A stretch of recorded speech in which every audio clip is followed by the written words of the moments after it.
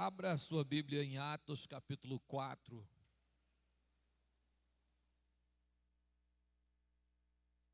Atos capítulo 4.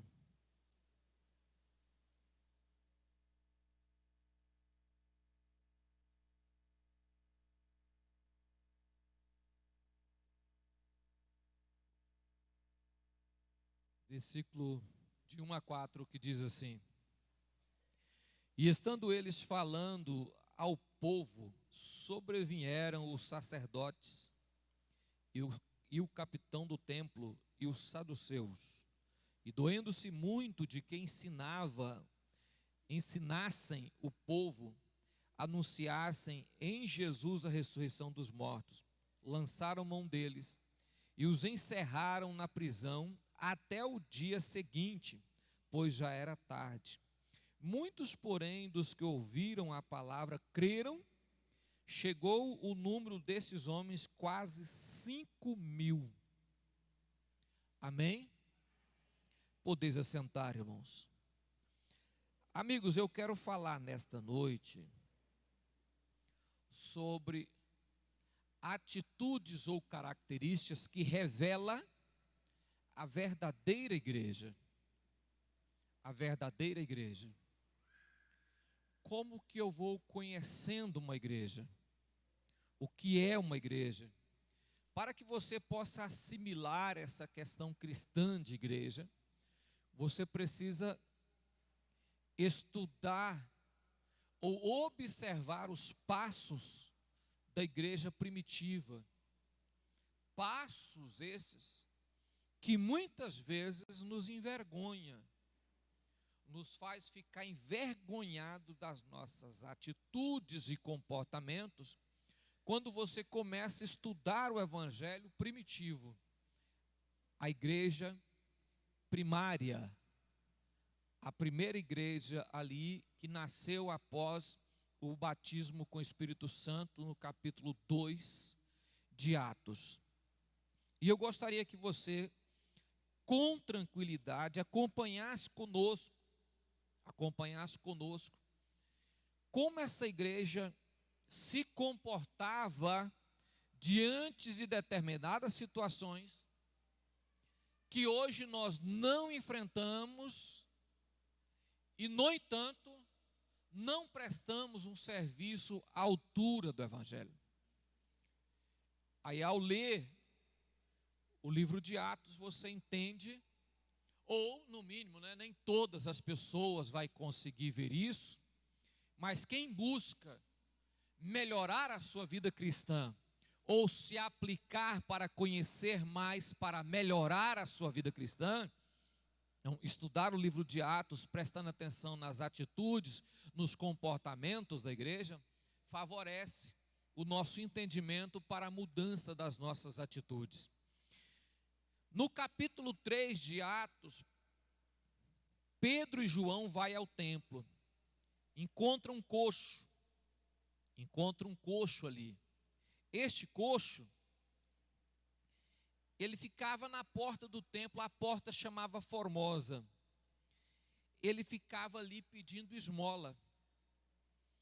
E Pedro e João vão lá, e ele estende a mão a pedir esmola.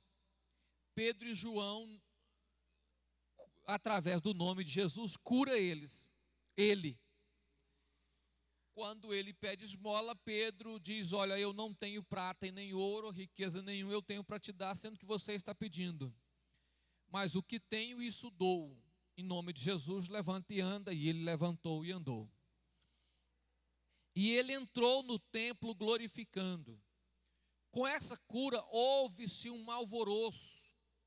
As pessoas saíram correndo para ver o que estava acontecendo.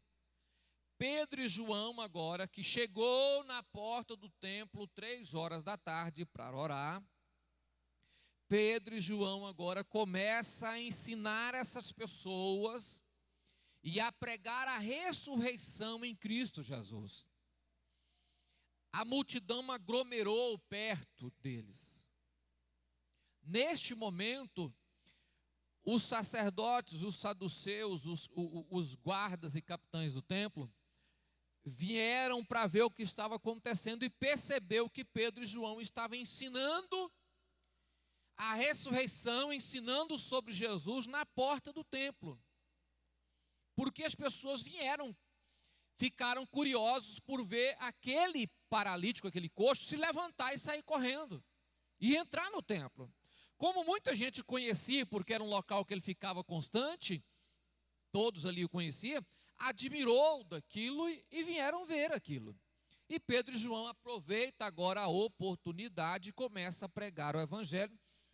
Os saduceus, os sacerdotes vieram, o capitão do templo, e pegaram eles porque ficou enciumado de vê-los ensinando o povo. E prendeu eles porque já estava a noitezinha. Prenderam eles. No outro dia, chamaram eles para interrogatório. A história começa aí. Com essa questão, irmãos, eu quero que vocês observem uma coisa. Olha, na reunião do batismo, quase 120 pessoas. Na primeira pregação de Pedro, quase 3.000. Na segunda pregação de Pedro, que era aqui, quase 5.000 pessoas. A igreja estava? Por que a igreja estava crescendo? Porque Cristo estava no meio dela de 3 formas. E você vai ver isso se ler o livro de Atos. Cristo estava lá operando maravilhas, curando, libertando. Cristo estava lá na unidade da igreja. Cristo trazia a igreja uma unificação perfeita. Quando você lê o capítulo 2 de Atos, já no final, o 41 para frente, 42 à frente, você vai ver que a igreja era coesa, junta, a ponto de vender as suas fazendas e ajudar a manter as pessoas que padeciam fome. E Cristo estava lá na terceira maneira. Cristo estava lá pelo seu poder curando. Cristo estava lá libertando as pessoas com o seu poder. Cristo estava lá porque Cristo mantinha ali o povo coeso junto no meio do povo. Ali o povo era unido. E Cristo estava lá em manifestação espiritual, guiando a igreja, ordenando a igreja o que deveria ser feito, dando aos apóstolos direção, o que ser tomado e como direcionar o povo. Por isso a igreja crescia. Então, eu quero que você me acompanhe com a sua Bíblia aberta em nome de Jesus. Porque, irmão, se a Bíblia não mudar você, nada muda. Nada muda você. Então abra a sua Bíblia no nome de Jesus e fica nesse texto aí e vamos ver o versículo de número 7. O versículo de número 7. E pondo-os no meio, perguntaram: com que poder ou em nome de quem fizeste isto? Com que poder ou em nome de quem fizeste isto? Pegou os discípulos e colocaram no meio do círculo e começou a julgá-los. A primeira pergunta foi: quem deu autoridade para vocês curar? Quando eles falam fizeste isto, para vocês fazer esse milagrezinho aí, com que poder e autoridade vocês fizeste essa coisinha aí, levantou esse coxo? Olha para mim aqui, irmão. Pedro, pescador, João, pescador. Quem eram esses homens? Nada. Que importância tinha Pedro e João? Nada. Era conhecido? Também não. Estudou com os rabinos? Não. Vocês por acaso já estudou na escola dos sacerdotes aí? Também não. Então como que vocês estão fazendo algo sem pedir permissão? Com que autoridade vocês saem operando isso? Versículo 8 fala algo que a igreja precisa aprender. E Pedro, cheio do Espírito Santo, lhes disse. O que Pedro fez? Cheio do Espírito Santo, lhe disse. Aqui, irmão, está a diferença da igreja. Eles não tomavam atitudes e não entravam numa batalha de qualquer forma. Pedro, Lucas é categórico em caracterizar Pedro, dizendo ele estava cheio do Espírito Santo.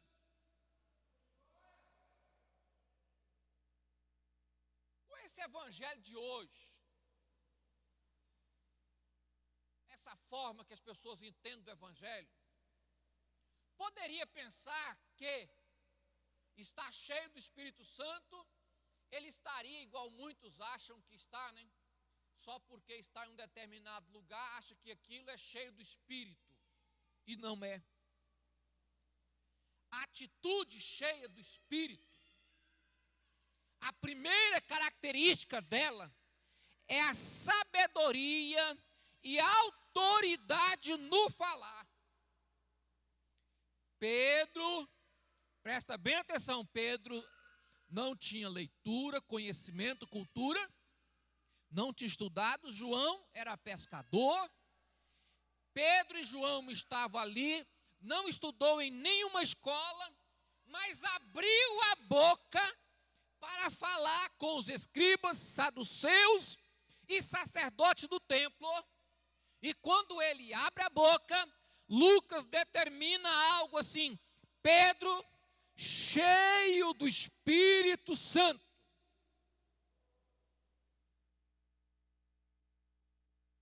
Essa deve ser a preocupação primordial. A preocupação primordial de todo crente, irmão. Todo crente deve colocar na sua cabeça que o que faz a sua vida ser diferente do mundo é ele ser cheio do Espírito Santo. Porque quando for necessário ele abrir a boca, o que ele vai falar causa impacto nas pessoas, causa impacto nos ouvintes. A maior dificuldade da igreja do século 21 é encontrar pessoas com compromisso, cheio do Espírito Santo. Tem vontade para tudo, desejo para tudo, mas não tem essa vontade. Eu preciso ir para a rua, eu preciso ir para o serviço, eu preciso resolver algo no banco, mas eu quero ir cheio do Espírito Santo.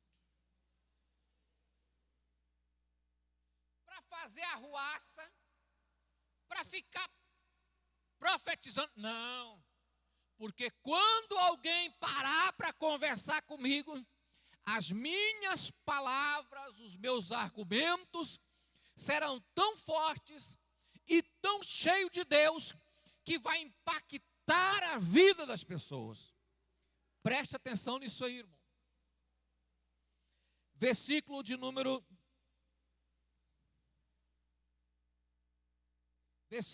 10. Se você quiser ler depois, ele diz: principais do povo e vós anciões de Israel. Versículo 10.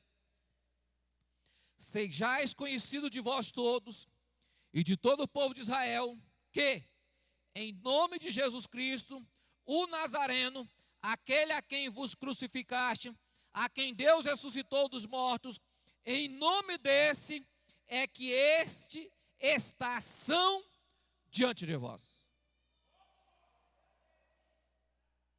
Olha para mim, ler esse versículo aqui. É simples demais, irmão. Agora, se colocar no tempo, na história, e entender a história, irmão, falar para os saduceus que Jesus ressuscitou era uma ofensa gravíssima de morte. Falar para os anciões que eles foi quem mataram Cristo, e no meio do texto ele coloca assim, ó: em nome de Jesus Cristo Nazareno, a quem vocês crucificaste, a quem Deus. Isso é blasfêmia. Foi essa mentira que imputou a Cristo para o matar. A quem Deus o ressuscitou dos mortos. Quem fez? Deus. Por que que eles falaram isso? Pedro já entrou dizendo para eles: aquele a quem vocês matou, levantou e fez o que vocês veem agora. Agora, o nome dele, isso é extraordinário, irmão. Agora, eu, Pedro, não. Eu, João, não. Agora, o nome dele curou esse que vocês estão vendo andando. Quem? O nome dele. Quem é ele? Jesus Cristo, a qual vocês matou, mas Deus o ressuscitou dos mortos. Lê o texto. Agora para nós é simples. Coloca o texto na época e você verá uma questão: autoridade na palavra. Autoridade na palavra. Ele continua citando algumas coisas de Jesus. Ele fala mais algumas coisas. Versículo 12. Em nenhum outro há salvação, porque também debaixo do céu nenhum outro nome há, dado entre os homens, pelo qual devamos. Sabe aquele que vocês matou? Pois é, Deus pegou ele, que era seu filho, e deu um nome a ele acima de todos os nomes, e colocou sobre ele a salvação, e que ninguém, nem vocês, sacerdotes, escribas, fariseus e saduceus, poderá ser salvo se não reconhecer ele, Jesus. Olha para mim, irmão. Lê o texto, é simples. Mas isso aqui é uma teologia tão bem aplicada. Isso aqui é um tapa tão grande na mariolatria. Isso aqui dá um tapa tão grande nas pessoas que acham que todos os caminhos levam a Deus. Já viu a pessoa falar? Ah, não, eu sirvo o mesmo Deus que você serve. Não, nós não servimos o mesmo Deus, porque o meu Deus é o único caminho. Ele é o único caminho. Que igreja bem plantada e alicerçada, irmão. Deu a ele um nome. Em nenhum outro há salvação, porque também debaixo do céu nenhum outro nome há, a quem há dado entre os homens, pelo qual ou a quem devamos ser salvos. Pedro, cheio do Espírito, olhe para mim aqui, irmão. Depois você lê em casa. Sabe aquele que vocês rejeitou? Sabe aqueles que vocês não usou para construção? Aquela pedra que para vocês não tinha valor, ela se tornou a pedra principal da construção. Sabe que pedra é essa? Agora, para ser salvo, terão que passar por ele. Quem? Jesus, o Cristo. Pedro, cheio do Espírito Santo, começa a falar algo que fica plantado na história como a base da salvação cristã. iletrado, sem conhecimento, sem nenhuma leitura prática, não estudou com nenhum rabino, mas planta um alicerce teológico extraordinário. Por quê, irmão? Porque estava cheio do Espírito Santo. Por quê? Porque estava cheio. Quando você vê pessoas pregar heresia, quando você vê pessoas pregar questões que não tem na Bíblia, lhe falta uma única coisinha: está cheio do Espírito Santo. Vamos à frente, né? Versículo 13. Então eles, então eles quem? Os sacerdotes, os escribas, os saduceus, o capitão da guarda e todos eles. O sumo sacerdote, então eles, vendo a ousadia de Pedro e informados de que era homem sem e indoutos, se maravilharam e tinha conhecimento de que eles haviam estado com. Rapaz, eu estava lendo esse texto e pensando como Lucas, inspirado pelo Espírito Santo, fala coisas que as pessoas passam por cima e não observam. Eles olhou para eles e disse: não, esses homens não têm leitura. Não há condição desses homens estar falando dessa forma. De que forma? Com conhecimento e com ousadia. Conhecimento, beleza. Ousadia, poder na palavra. Ousadia, poder nas palavras. Peso. Olha para mim, irmão.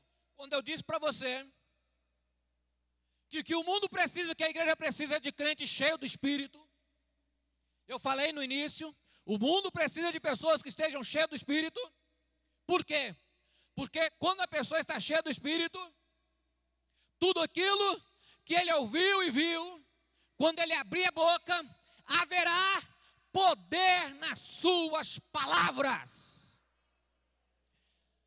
Não haverá necessidade de grande ser letrado, ou doutorado, ou pós-doutorado.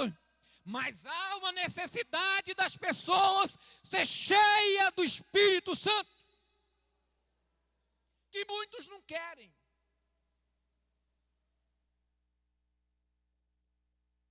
Se buscam tanto para ser rico e se esquece de uma coisa tão simples. O que Caifás e os demais assustou? Olhou e falou: mas não é possível. Esses homens não poderiam estar falando isso. Não há capacidade neles para falar dessa forma, para ter essa ousadia. Olha para mim. Ei, olha aqui. Olha o final da frase. E tinha conhecimento de que eles haviam.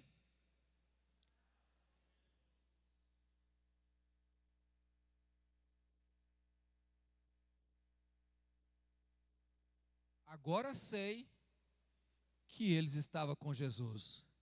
Porque para falar desse jeito, com essa ousadia, só aquele homem tinha essa ousadia.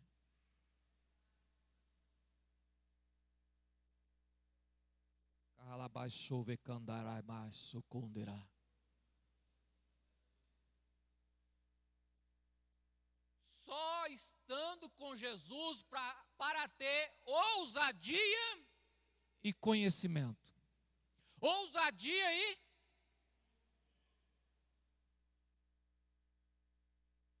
muito fácil querer ser crente. É difícil ter característica de cristão, de igreja, de servo de Deus. A igreja do primeiro século não tinha tempo, não tinha distância, que a impedia de fazer aquilo que Deus o determinou para fazer. Hoje, a igreja fica julgando o tempo. Quando eu falo o tempo, se chama estações, né? Se está frio, não vou no culto. Se chover, não vou no culto. Se tiver muito escuro, não vou no culto. Ah, não, é muito longe para mim ir. Longe é o inferno e muitos estão indo para ele. E até vai de passos largos. A igreja do primeiro século não tinha. Vamos seguir, irmão. Então conheceram que eles haviam estado com? Será se as pessoas ouvir você falando qualquer coisa, será se ele pode definir só de ver você falando, fala não, esse aqui já esteve com Jesus.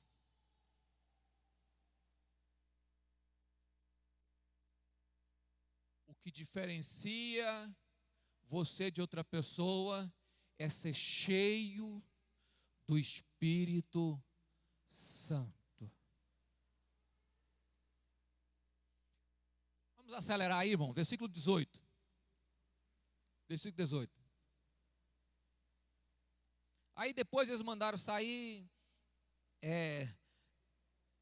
Não tinha como fazer nada, porque o homem que havia sido curado já estava no meio deles.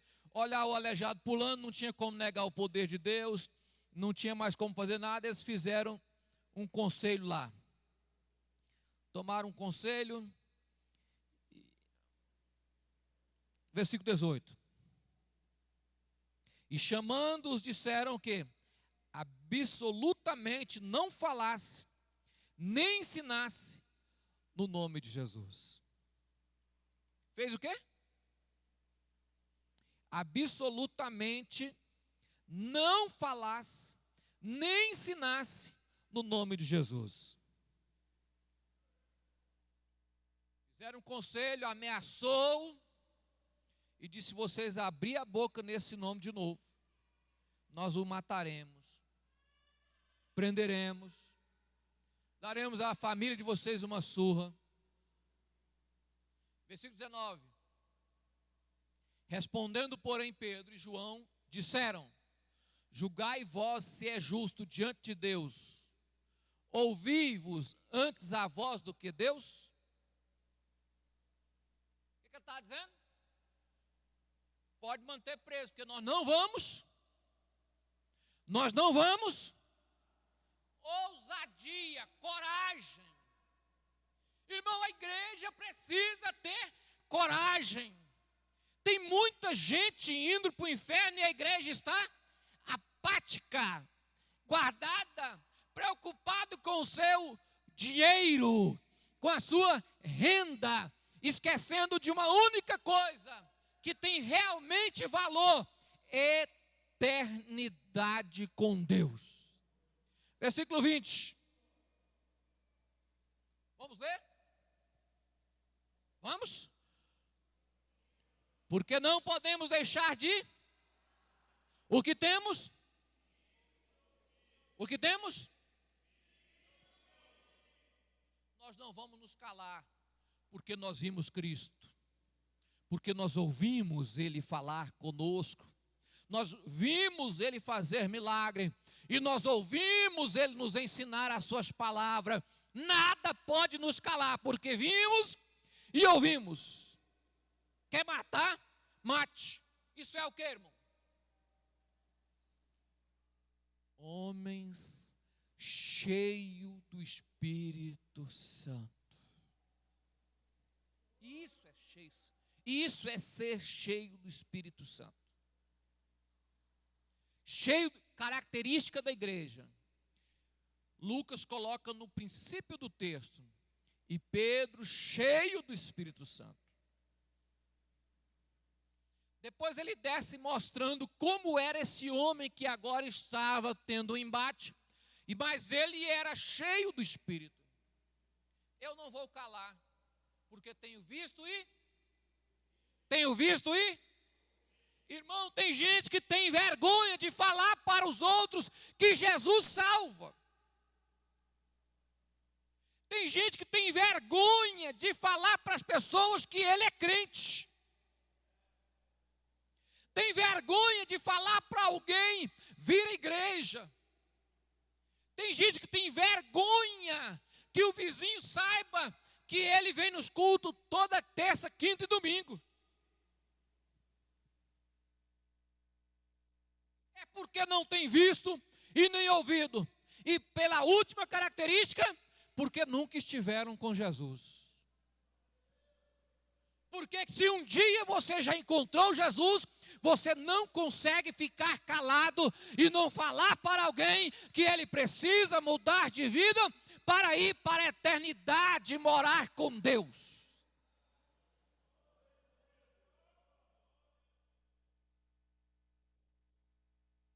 Louvado seja o nome do Senhor. Mandaram eles embora. Mandaram eles embora. Soltaram eles. Fizeram algumas ameaças e mandaram embora.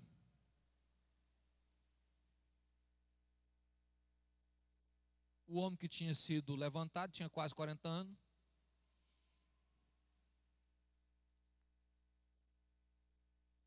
E o que eles fizeram? Eles voltaram para junto do seu povo. Saiu de lá, o homem curado tinha mais de 40 anos, então eles voltaram para o meio da igreja onde estava reunido. E a Bíblia diz algo interessante, irmão. Versículo de número 25. Começa no 23, mas vamos ler do 25. Se você quiser entender a história, você lê do 23, mas vamos ler do 25. Que disseram pela boca de Davi, teu servo, porque bramaram os gentios e os povos pensaram coisas vãs. Levantaram-se os reis da terra e os príncipes se juntaram a um contra o Senhor e contra o seu ungido. Porque verdadeiramente contra o teu santo filho, que tu ungiste, se juntaram, não só Herodes, mas Pôncio Pilatos, com os gentios e os povos de Israel, para fazer tudo o que a tua mão e o teu conselho tinha anteriormente determinado que se havia de fazer. Eles voltaram para o meio da igreja e começou a adorar a Deus e dizer, a tua palavra foi cumprida e está cumprindo. Tudo aquilo que foi falado agora se cumpriu. Vemos agora que verdadeiramente o Senhor está cumprindo a tua palavra. Acontece duas coisas, irmão. Versículo 30. E enquanto estendestes a tua mão para curar, enquanto estendeste a tua mão para curar e para que se faça sinais, prodígio pelo nome do teu santo filho. Olha para mim aqui. Agora sei. O Senhor está no nosso meio, porque tu estendeste as tuas mãos para curar e fazer maravilha. Agora nós estamos percebendo que o Senhor ainda está conosco. Cristo morreu, foi para o céu, mas a presença do Espírito Santo os direcionava e estava de constante operando milagres e maravilha em nome de Jesus. Olhe para mim, irmão. A igreja, característica de uma igreja verdadeira é a presença do Espírito de Deus no meio da igreja. O nosso Cristo ressuscitou, está sentado à destra de Deus, mas o seu Espírito continua operando no meio da igreja. Cura, liberta, transforma, levanta, consola, edifica, sara, ensina a sua palavra, guia, direciona. O Espírito continua no meio da igreja.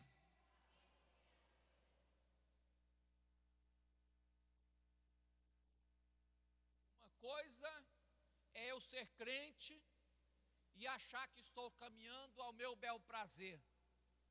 Outra coisa é eu entender que Jesus nunca abandonou a igreja. Sempre esteve no meio da igreja. Aí quando Pedro fala isso, eu sei que o Senhor está aqui. Versículo 31, olha o que acontece, irmão. E tendo eles orado, fez o quê?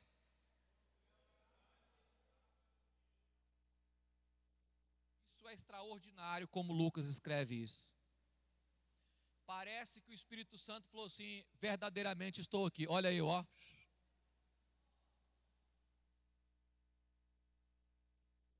Não é tremendo, irmão? A hora que Pedro fala assim: agora eu sei que o Senhor está no meio da igreja operando maravilha. O Espírito Santo pega a casa aí, balança e diz: eu estou. Ninguém vê, mas sente. Vou balançar a casa, ó. Resultado: todos foram e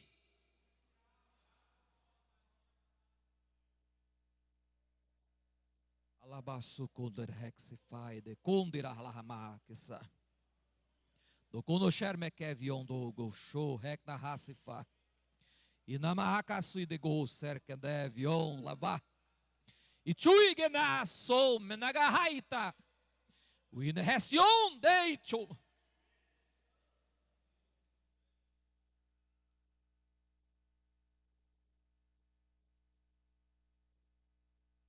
Duas atitudes da igreja, irmão.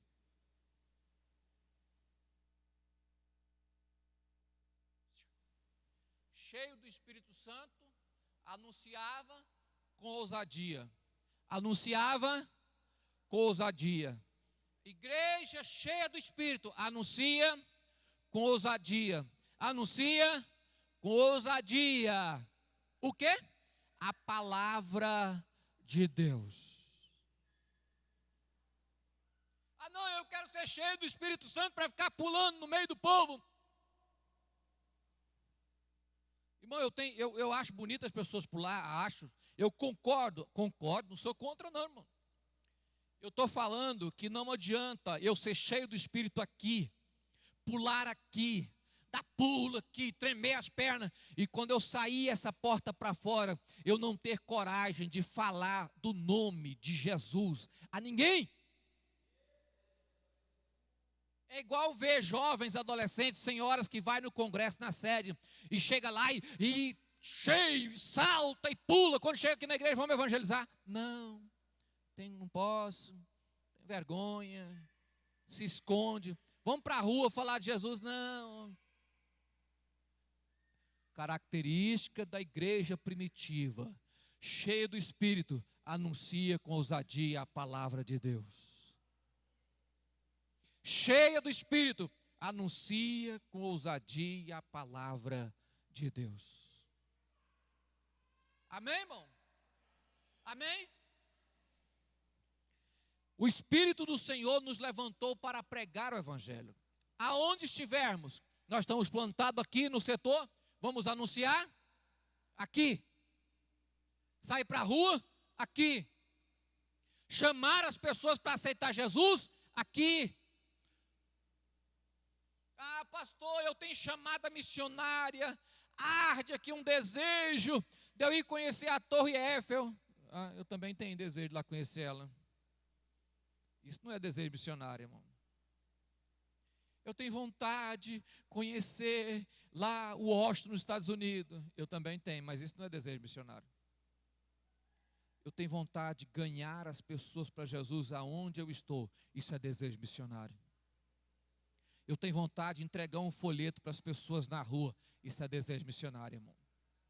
Aí eu fui chamado para ser missionário. Então começa a ganhar alma. Isso é missionário, irmão. Amém, irmão? Amém, irmão? Tem muitos aí, ó. Muitos projetos missionários no Brasil. Mas verdadeiros são poucos.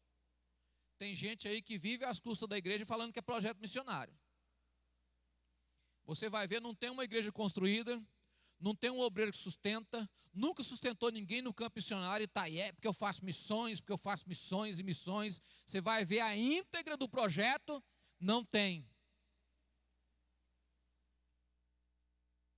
O projeto missionário todos foram cheios e começaram a anunciar a palavra com